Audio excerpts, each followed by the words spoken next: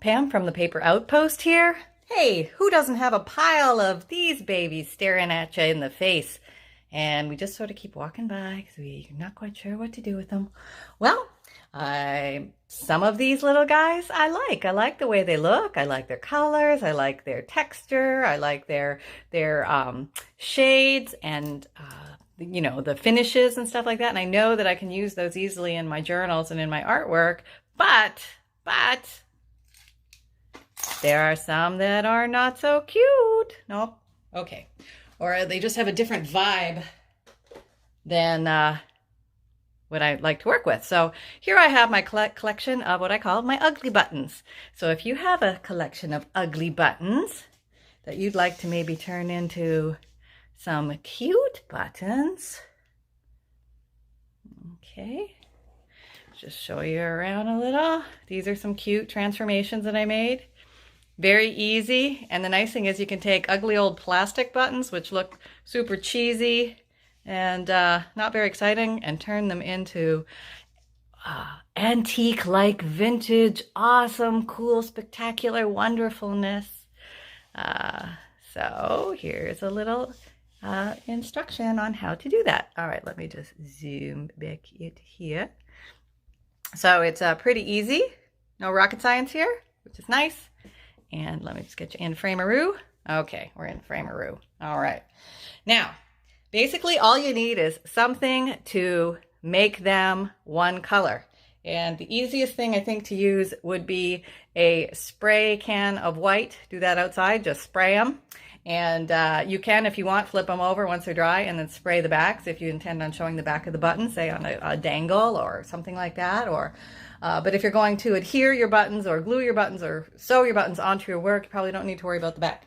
Okay, so here's these little babies. What I do is that you can use gesso, which is like thick white paint, and it actually helps the tooth of the surface so that when you add little decorative touches to your buttons, it has something to grab onto.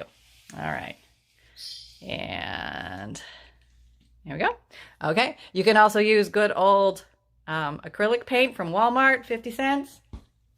Or this is some kind of acrylic color I got in some paint set. No problem. Anything that'll turn them the color that you want. And you can do anything from a black to a white to a gray to a cream, to any pink, to any version thereof. But that will be your base. So I'm just going to do some regular base ones right now. I think I'm going to do some cream buttons. Well, let's see how this goes. I have a new camera set up here. Hopefully it's going to work. Okay. Now, you can paint it with a paintbrush. You can paint it with a sponge. You can paint it with a Q-tip. Whatever is easy. And I'm going to try this little sponge right now just because I happen to have it handy. And all right, now the fingers get messy. Okay, now you could probably use tweezers and stuff like that, but you know, I like to get into this. And sometimes when you use the paint, the neat thing about it is it brings out the texture of the button that you would not necessarily see otherwise. So I kind of like that. So I like to really coat the base, like what the flat part of the button looking at me, well, because I'm going to do the edges with something else. So I'm not too worried about whether I get every little edge, but it's good if you do, just in case you change your mind. All right. So there we go. So you're going to do a bunch of those. And just we'll change up the base color. A little color peeking through is not a bad thing. It can add to the look. The less you want of the base color, the more whatever paint you're going to use to put on to cover it. And you may have to do a couple coats just because the color is very strong. But well, let's try some white ones. Whoop, gone. Okay, retrieved. All right. Okay, here we go. Splooge. Okay. This is a painting free-for-all. Yeah, I just really don't like the look of these plastic buttons, but I think they still have a life and a purpose. Oh yeah, here we go. You are now a little nice base for magic to happen to you. Yeah.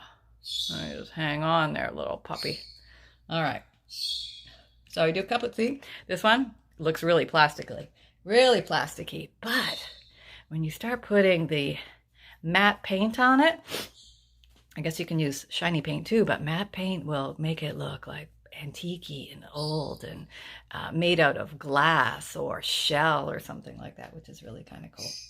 And you can put multiple colors of paint on. Let's say I put some white base on, then maybe I want to go back and touch it up with a little bit of cream or something like that. I can do that. All right, so once you get those bases painted, then the next step, hang on.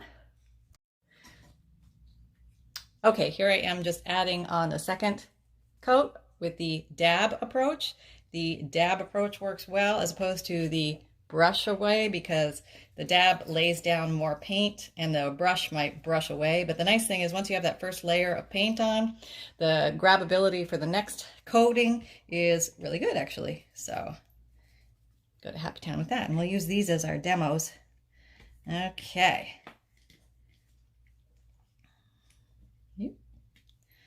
Alrighty, and we'll just give those a few seconds to dry up. I'll put a little more on this one. Let me get you a little bit more you. Yeah, we like this color today.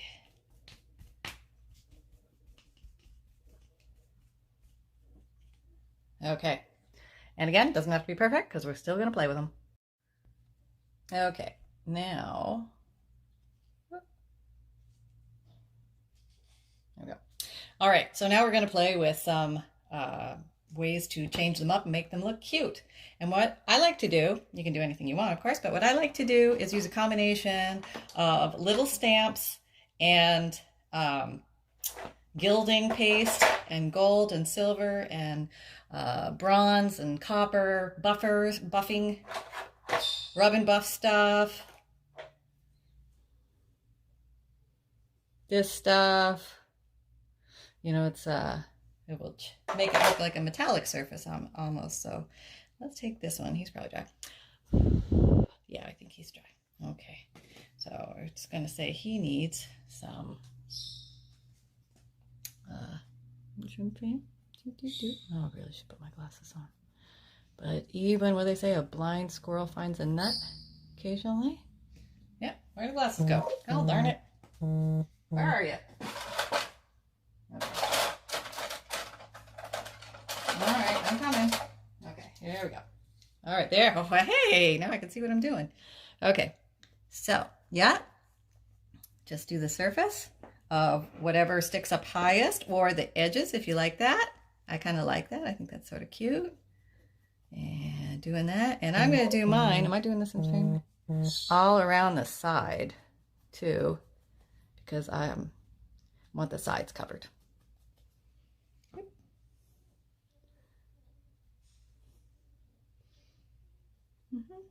Yep, on camera. Oh, learning to do everything on camera is a different thing, isn't it? You don't have to worry about it. You get like little things. It doesn't even take this long, actually. Well, I'm making it take that long. Okay, you can use your finger tool and go around. And oh, look at that! Oh, look at that! Look at. Oh, that's kind of pretty, huh? Yeah, that doesn't look like some cheap plastic button anymore. That looks kind of awesome just the way it is. Could totally leave it like this. Could run a little thread through there, tie it, and then you could just glue the whole thing onto your work, which I think is personally the easier way than sewing it onto your work, because sometimes the work comes apart or, you know, disaster happens. But if you want to even take it to the next level, here's what you can do. Okay, so let me just show you that so you can get a good look at that. Yeah, that's kind of cool, isn't it? Yeah. Like 2 seconds with paint and like a completely different animal. All right, so the next thing is I have these little peg stamps. They're great because I can get inside the deep parts of the button, or you can use regular foam stamps too. Just have to get in there and do a little press. Let me get my ink pad. Where's the ink pad? All right, so what I recommend is doesn't really matter, honestly, what kind of ink you use. This is a Colorworks pigment ink and why it doesn't matter is because you're going to matte finish it at the end, or at least I'm going to matte finish it at the end, so I don't have to worry about it rubbing off. Okay, so.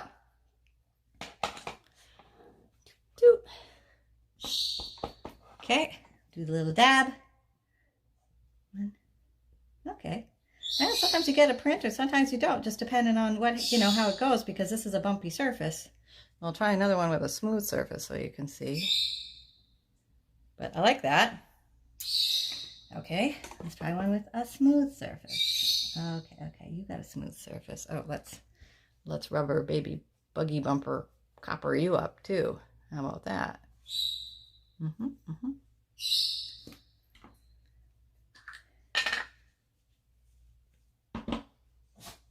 Okay. Yeah. All the way, giving the copper finish. Okay. And I take this one, and I'm just gonna stamp down here. It's easier. Well, this one comes up good. So you can get the idea. There. See how the print shows really good? Yeah, and that's on the top of the button. Kind of looking sort of cutie boo. Yeah, not bad, eh? Now let's say you don't have these peg stamps. What can you do? Well, you can try something like this kind of stamp. And let's try that. Okay, and here's this one. I haven't done anything to this one yet, but let's see what happens. Probably should do that on that. Oh yeah. Little butterfly wing. Okay, probably works better with the peg stamp because you can get deeper in there, but I can get some relief on the outside rim to give me a little different decor. Okay, so let's move on to the next step.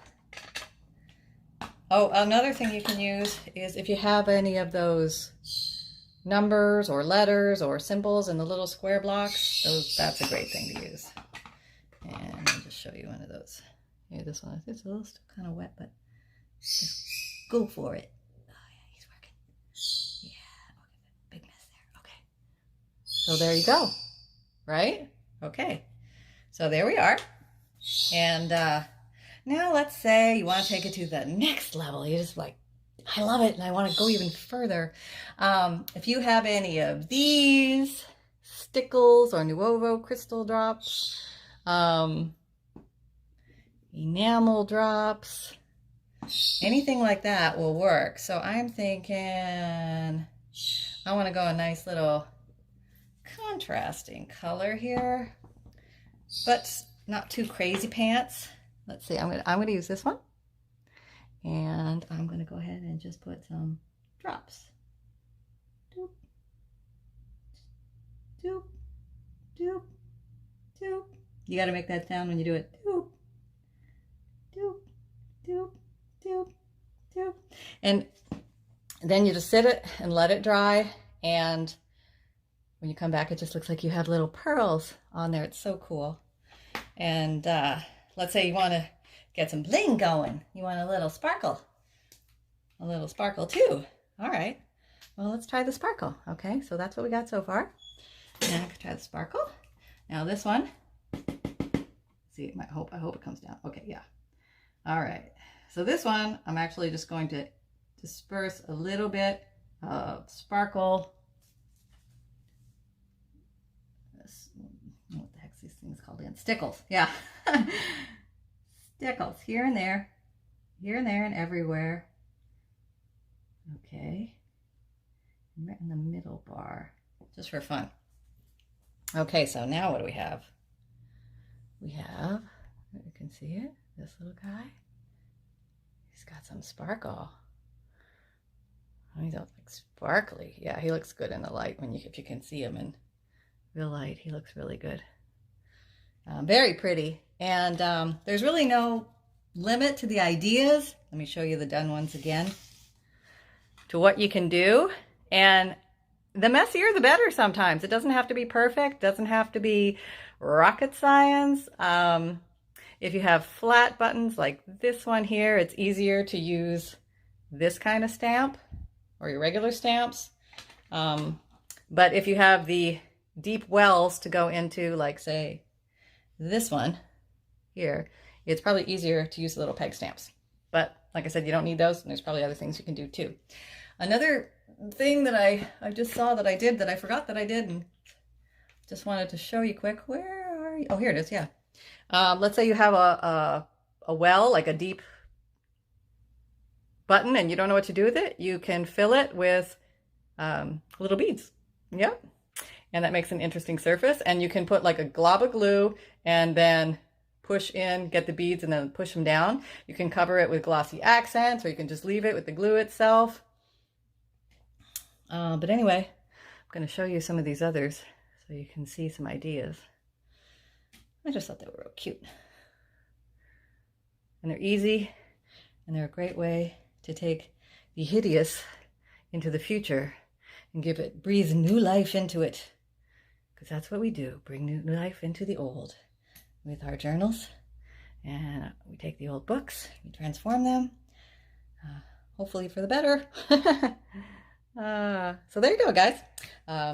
Thanks, and thanks for coming to see us at the Paper Outpost. Where's this us? There is no us. There's me. There's me. There's Pam at the Paper Outpost. I'm all by myself here. Well, I'm my dog and my husband. But the Paper Outpost is Pam. And please like and subscribe if you like what you saw. And see you next time. Bye.